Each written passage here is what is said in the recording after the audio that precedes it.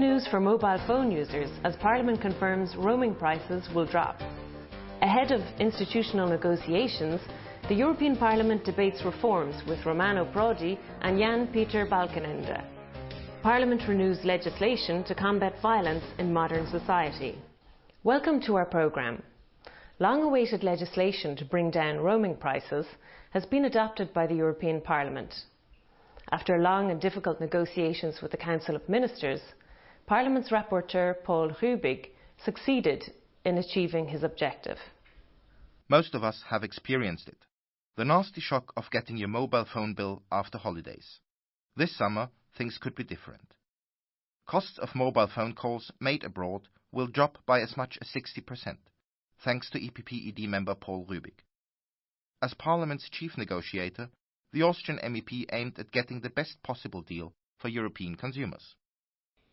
Und jetzt warten eigentlich Millionen von Konsumenten und schauen auf ihr Mobilfunkgerät, auf ihr Handy, wie wir sagen. Now, millions of mobile phone users are eagerly waiting for the first offers to arrive. That depends on when exactly the regulation will be published in the European Union's official journal. We'll hopefully very soon be able to make cheaper calls on holiday or on a business trip. And we can be sure that the phone bill at the end of the month won't be more expensive than the hotel room or the flight. It should rather be a reasonable amount. During a call, the cost will be transparent. It's like going to a restaurant and taking a look at the menu. The prices will actually be there, and exactly the same will also be the case when you're in the roaming mode. So muss das dann auch der Fall sein, wenn man sich im Roaming befindet. After difficult negotiations, Parliament and Council both agreed to lowering roaming costs over the next 3 years. Starting already this summer, consumer prices for active roaming calls must be lower than 49 euro cents per minute, going down to a maximum price of 43 euro cents after 3 years. Similar price caps are set for received roaming calls. During the first 2 months, mobile phone consumers can choose freely if they wish to change to the new roaming tariffs their operators have to offer them. Consumers will also be better informed on roaming costs every time they switch to a cross-border network. The EPP-ED group has pushed for and secured the best possible deals for mobile phone consumers all over the EU. Now, worry-free calls home truly have become a reality. 2 years ago, the ratification process of the European Constitution was frozen due to the negative outcome of referenda in France and the Netherlands. The European Parliament opened this week a series of debates with EU leaders to break the deadlock. As President of the European Council, German Chancellor Angela Merkel wants to find agreement on how to proceed with the Constitutional Treaty at the next meeting of EU leaders on 21st of June. The European Parliament has launched a series of debates on the future of the Constitutional Treaty, starting with Italy's Prime Minister Romano Prodi and his Dutch counterpart Jan-Peter Balkenende. After France, the Netherlands was the second country to reject the Constitutional Treaty in a referendum. The Dutch Prime Minister Jan-Peter Balkenende emphasized in his speech to the European Parliament that his country was prepared to find a solution, provided the concerns of Dutch citizens were taken into account. However, Balkenende said, voters in the Netherlands felt that the term constitution meant a loss of national identity. For this reason, he preferred a step-by-step approach. The symbolism associated with the Constitution played an important role in the Dutch no. This is why my country is in favor of a more traditional document in the same vein as the treaties of Amsterdam or Nice. We need to continue with the Monet method, moving ahead via small but significant accomplishments. In other words, we must reconsider not only the document's name and form, but also its substance. The Italian Prime Minister Romano Prodi even suggested that only a handful of member states could go ahead if EU leaders cannot agree at their meeting in June.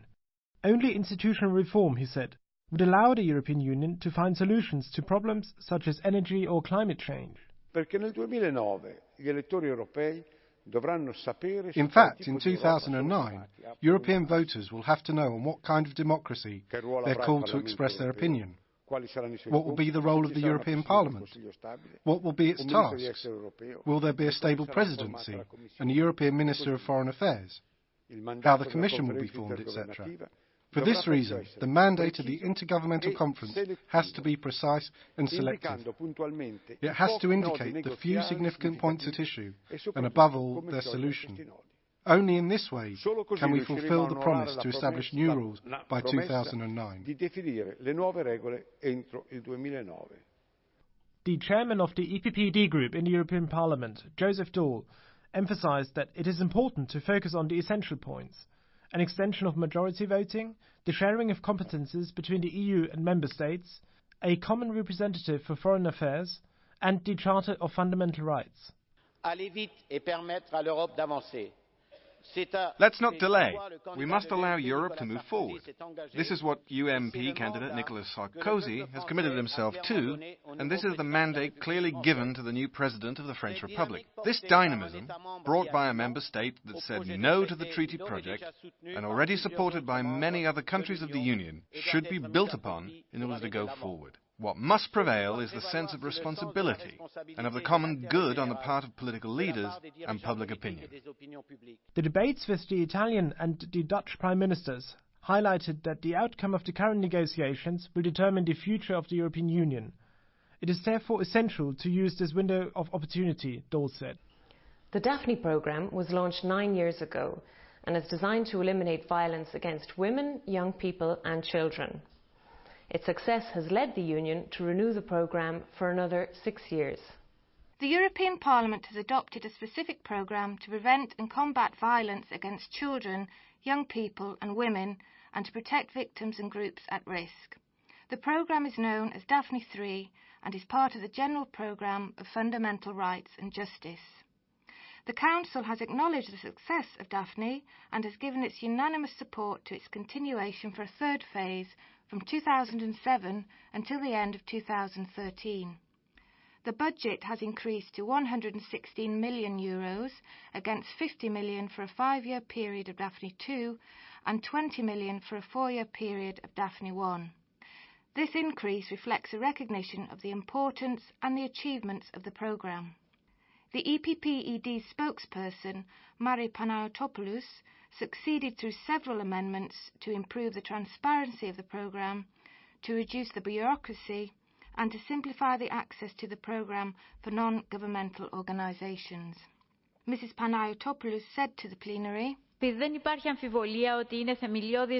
no doubt that Europeans have a fundamental right to enjoy freedom, safety and justice. Unfortunately, in everyday life, violence is present not only in public but also in our private lives. Combating violence needs coordination between different programmes and strategies aimed at social cohesion and integration. It also needs organised action to be focused on education and raising awareness among the public in order to resist any kind of violence and to respect human life.